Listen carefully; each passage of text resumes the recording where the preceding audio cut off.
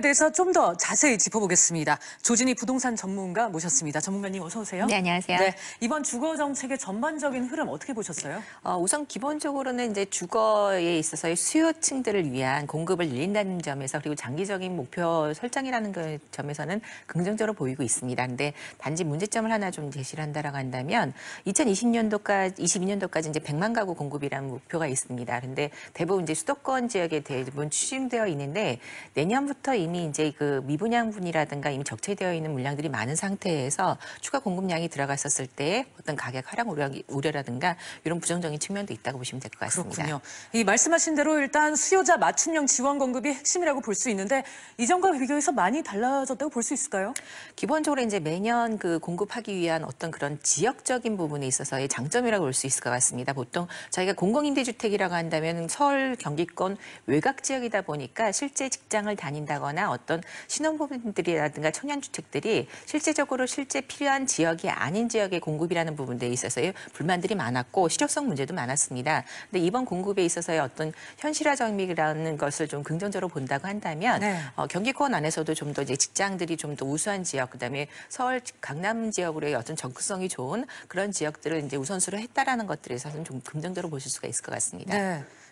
이번에 이 좀 구체적으로 내용을 한번 보고 싶은데요. 네. 이제 신혼부부 지원 방안을 한번 보면은 임대주택을 이제 20만 가구 공급한다 이제 이런 얘기잖아요. 네, 맞습니다. 그래서 네. 좀 구체적으로 좀 디테일한 내용들을 설명을 드린다면 이제 신혼부부들에 대한 기준들이 좀 애매했던 부분들을 네. 어떻게 보면 이제 신혼기간 7년이란 부분을 통해 가지고 육아 정책을 할 수 있는 그 부분들을 마련을 해줬습니다. 그래서 신혼부부들을 위해서 이제 전용 상품들이 이제 나오기 시작하는데 대출에 있어서의 어떤 금리 부담들, 그러니까 그 구입을 하거나 전세 자금을 한다 하더라도 지금 이제 금리가 올라 있는 입장에서 거의 1%대에서 2%대 초반대에 어떤 금리를 적용시킨다는 것도 장점이 될 수가 있을 것 같고요.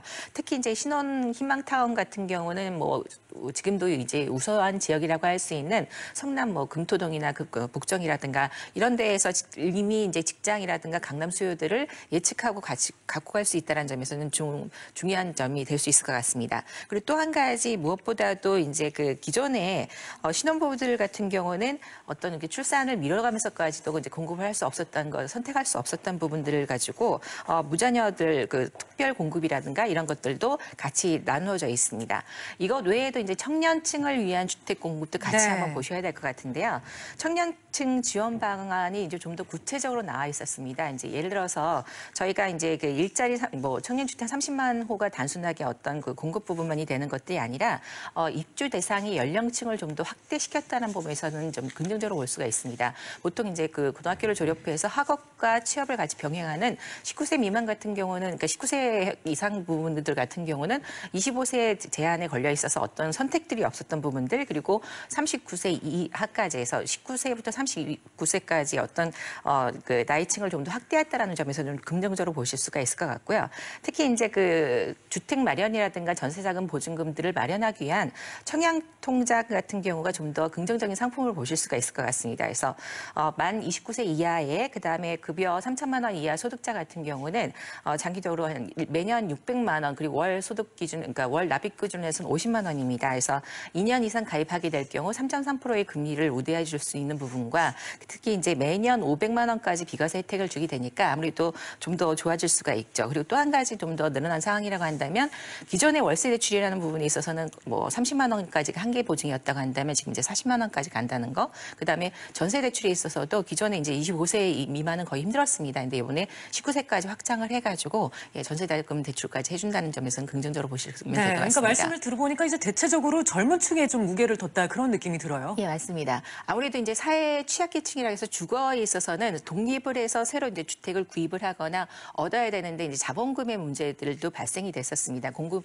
양에 있어서도 문제가 있었었는데요. 그러다 보니까 안정적으로 이제 사회 자금들을 활용을 해서 청년층들, 그리고 지금 현재 가장 문제가 되는 일자리 마련 부분에 있어서 공통적으로 지원을 한다라는 부분이고, 사회복지 개념에 있어서 특히 저희 나라가 지금 고령화와 저출산 문제, 그다음에 이제 결혼 회피 문제까지 계속 나오면서 네. 실제 육아를 병행한다는 것이 굉장히 굉장히 어렵다라는 그 사회적인 반영을 갖다가 이번 정책을 통해서 좀 완화시킨다는 그런 정책 방향이라고 보시면 될 것 같습니다. 네. 이제 시장에 또 긍정적인 반응이 나오는 게 장기 공급 계획이라는 점인데요. 이제 그간 이제 단순 공급 확대나 수요 억제에 대해서 이제 말이 많았던 탓이기도 한 것 같은데 전문가님께서는 어떻게 보셨습니까? 네, 그동안에 이제 어떻게 보면 파리 대책 이후에 매달 저희가 얘기할 때 규제 하지 말라 이런 내용들만 있다가 어떻게 보면 이번에는 이제 좀 구체적으로 또 장기화적으로 매년 공급할 수 있는 내용들에 대해서 현실화적인 계약이라는 면에서는 좀 긍정적으로 보실 수 있을 것 같습니다. 그리고 무엇보다도 이번에 어떤 정책 방향에 있어서의 임대 수요층들과 실제 공급을 할 수 있었을 때 현실적으로 어떤 대출 문제라든가 금리 문제라든가 이런 것들 어떤 나이 규제라든가 이런 것들에 대한 정확한 규제 방향이 없다 보니까 혼란스러웠던 분들을 이번에 좀 정책을 정리했다라고 보시면 될 것 같습니다. 네, 이렇게 대책을 내놓긴 했지만 이제 시장이 여전히 좀 불안감이 없지 않아 있어서 집값이 참 고민인데 앞으로의 향배 어떻게 보세요? 우선 이제 가장 크게 이번에 주거복지 로드맵에서 좀 빠져 있다고 해서 실망하고 있는 것들 중에 하나가 임대주택자들을 위한 정책 방향이 이제 다음 달로 좀 미뤄졌습니다. 그러다 보니까 실제적으로 내년 4월 전까지 양도세 중과세 전까지 그다음에 임대주택자를 신청을 했었을 때 어떤 혜택을 보고 가겠다라는 매도와 매수층들이 지금 현재 어떻게 보면 좀 더 혼란스러운 상황이 됐고 기간적으로 좀 더 단축이 되지 못하고 이제 그런 부분들 때문에 많이 시장 상황에 있어서는 좀 어렵지 않겠느냐. 그리고 특히 이제 주택 가격에 있어서도 지금 현재 좀 떨어지지 않고 계속 올라가는 지역과 비인기 지역이 이제 나눠지는 그런 양극화 현상은 좀 더 강화되는 그런 분위기가 보여지고 있습니다. 네. 자, 이번 정책을 두고 의문점도 아직 남아있고 걱정거리도 남아있습니다. 우선 이제 유력하게 보였던 이 임대차 시장의 안정화 방안이 이제 말씀하신 대로 이제 빠졌다는 건데 이 배경은 어떻게 봐야 할까요? 아무래도 이제 그 정책을 하기 위해서 지금 이번에 발표 내용에서도 보면 정확한 통계 자료가 나와야 임대주택에 대한 어떤 현실적인 가격, 그다음에 요율 이런 것들을 정할 수 있다라고 되어 있는데 그런 통계 자료를 이제 좀 더 현실화시키는 과정에서 좀 시간이 길어진다라는 거고 특히 이제 재산권에 있어서의 문제들 때문에 양도세 중과 부분이라든가 같이 통과돼야 될 내용들이 많다 보니까 그리고 특히 이제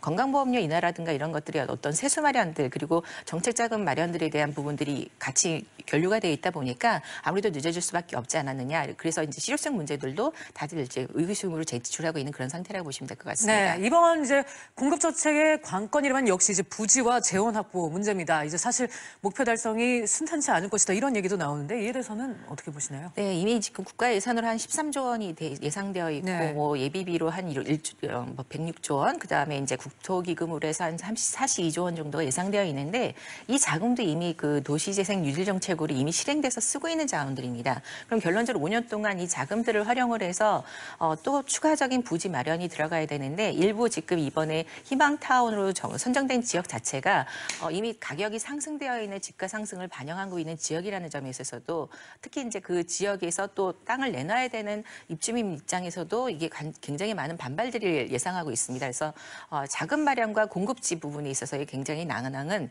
예상될 수밖에 없는 문제라고 보여집니다. 네, 특히 재원에 있어서는 안정적인 마련 계획을 좀 제시해야 되는 거 아닌가 하는 생각도 드는데 마지막으로 짧게 어떤 방향이 오를지 제시해 주세요. 우선 이제 초두에 말씀드렸던 것처럼 이제 이번 공급 지역이 대부분 수도권에 몰려 있습니다. 내년부터 이제 수도권에 공급되어질 물량이 이미 예상이 많이 누적되어 있고 미분양도 많은 상태입니다. 그래서 추가적으로 어떤 재원 마련이나 공급을 하기보다는 미분양분이라든가 이미 이제 처리해야 될 주택 부분들을 오히려 매입하는 정책도 공적 펀드 조성이라든가 이런 것들을 통해서 대안을 좀 마련해 보는 것이 현실성이 있지 않을까 싶습니다. 네, 지금까지 존인 부동산 전문가와 함께 주거복지 로드맵 평가와 전망에 대해 얘기 나눴습니다. 오늘 시간 감사합니다. 예, 감사합니다.